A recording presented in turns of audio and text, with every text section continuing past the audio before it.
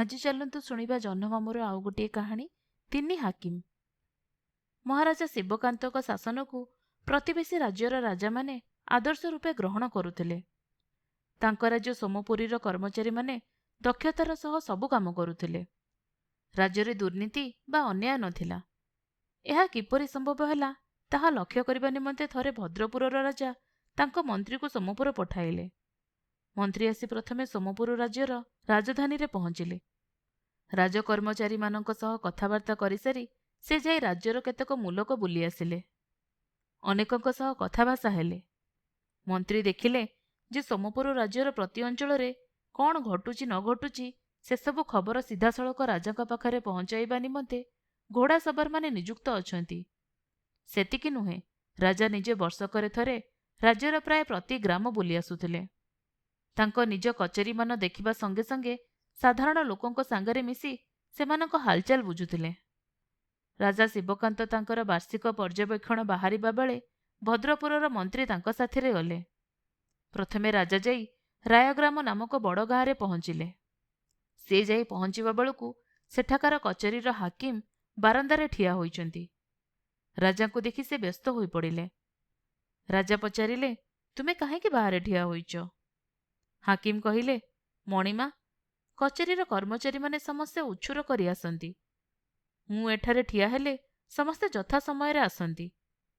ସେଥିପାଇଁ ମୁଁ ଏଠି ଠିଆ ହୋଇ ରହେ। ରାଜା ପଚାରିଲେ, ଏଠାରେ ଠିଆ ହେବା ପାଇଁ କ'ଣ ଆଉ କେହି ନାହିଁ? ହାକିମ କହିଲେ, ଆଜ୍ଞା, ଏଇଟା ତ ଦରୱାନର କାମ। କିନ୍ତୁ ଦରୱାନକୁ କିଏ କାହିଁକି ଖାତିର କରିବ? ତା ଛଡ଼ା ତାକୁ ଖୁସି କରିବା ପାଇଁ କର୍ମଚାରୀମାନଙ୍କ ପକ୍ଷରେ କାଠିକର କ'ଣ? ମୁଁ ଆପଣଙ୍କ ପ୍ରତିନିଧି ଏବଂ ସମସ୍ତଙ୍କ ଉପରେ ହାକିମ ବୋଲି ସିନା ମୋତେ ସମସ୍ତେ ଡରିବେ। ରାଜା ଟିକେ ହସି କହିଲେ, ଦେଖ ବାବୁ, ତମ ଯୁକ୍ତି ଠିକ୍, ତଥାପି ମୁଁ ଏହାକୁ ସମର୍ଥନ କରିପାରୁନାହିଁ। ତମେ ଯଦି ଦରୱାନ କାମ କରିବ ତେବେ ତମେ ଦରୱାନ ନ ହବ କିଆଁ? ତମେ ଯଦି ନିଜେ କର୍ତ୍ତବ୍ୟନିଷ୍ଠ ଏବଂ ସଶୃଙ୍ଖଳ ହେବ ତେବେ ବଳେ ଅନ୍ୟ କର୍ମଚାରୀମାନେ ସେହିପରି ହେବାକୁ ଚେଷ୍ଟା କରିବେ।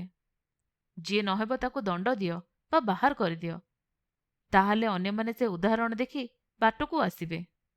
ବର୍ତ୍ତମାନ ତମେ ଯେଉଁ ଉପାୟରେ ଶୃଙ୍ଖଳା ରଖିବାକୁ ଚେଷ୍ଟା କରୁଛ ତାହା ଭୁଲ। ଏଥିରେ ତମ ଆସନର ସମ୍ମାନ ରହିବ ନାହିଁ। ହାକିମ ନୀରବ ରହିଲେ। ରାଜା ସେଠାରେ ସେ ଦିନକ ରହି କଚେରୀର କାମଦାମ ଦେଖିଲେ ଏବଂ ସାଧାରଣ ଲୋକଙ୍କ ସହ କଥାବାର୍ତ୍ତା କଲେ। ପରଦିନ ସେ ସେଠାରୁ ବାହାରିଗଲେ। ସେଠାରୁ ରାଜା କୁଆଡ଼େ ଯିବେ ସେକଥା ସେ ବାହାରିବା ପରେ ଯାଇ ପ୍ରକାଶ କଲେ। ତାଙ୍କ ଗସ୍ତବ୍ୟ ହେଲା ଭୀମପୁର। 2 ଘଣ୍ଟା ପରେ ରାଜା ଭୀମପୁର କଚେରୀରେ ପହଞ୍ଚିବା ବେଳକୁ ତାହାକୁ ଫୁଲରେ ସଜ୍ଜିତ କରାଯାଇଛି। ଲୋକେ ଜମା ହୋଇଛନ୍ତି। ସେଠାକାର ହାକିମ ମୋଟା ଫୁଲମାଳ ଧରି ରାଜାଙ୍କୁ ସ୍ୱାଗତ କରିବାକୁ ପ୍ରସ୍ତୁତ।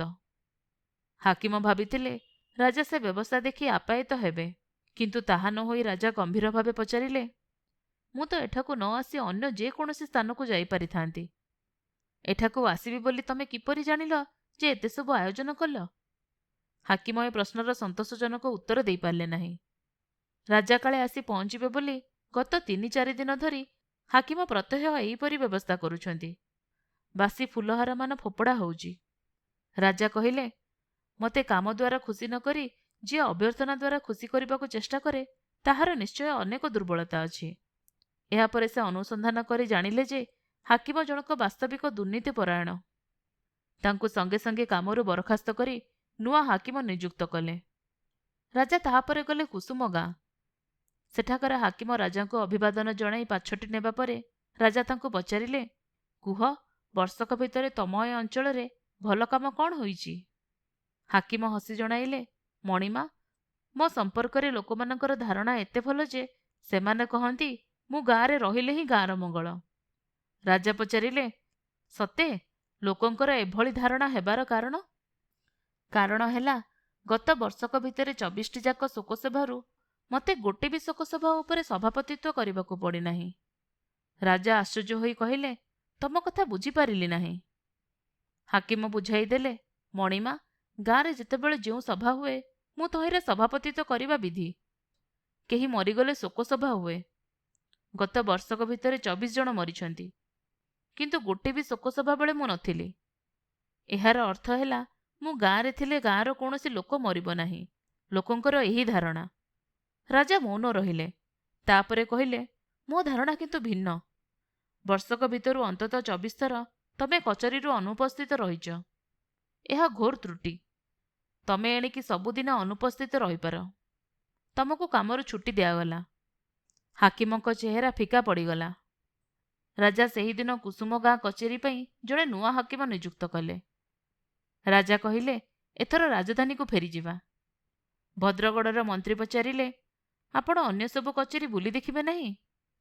ରାଜା କହିଲେ, ଆପାତତଃ ତାର ପ୍ରୟୋଜନ ନାହିଁ। ଯେଉଁ 3ଟି କଚେରୀ ବୁଲି ଦେଖିଲି, ଆଉ ଯାହା ଯାହା ହେଲା ତାର ଖବର ସମସ୍ତେ ପାଇଯିବେ। ସେଥିରେ ଭଲ ଫଳ ହେବ। ଭଦ୍ରଗଡ଼ର ମନ୍ତ୍ରୀ ମନେ ମନେ ରାଜାଙ୍କ କାର୍ଯ୍ୟକୁଶଳତାର ଭରି ଭରି ପ୍ରଶଂସା କରି ସ୍ୱଦେଶକୁ ବାହୁଡ଼ିଗଲେ।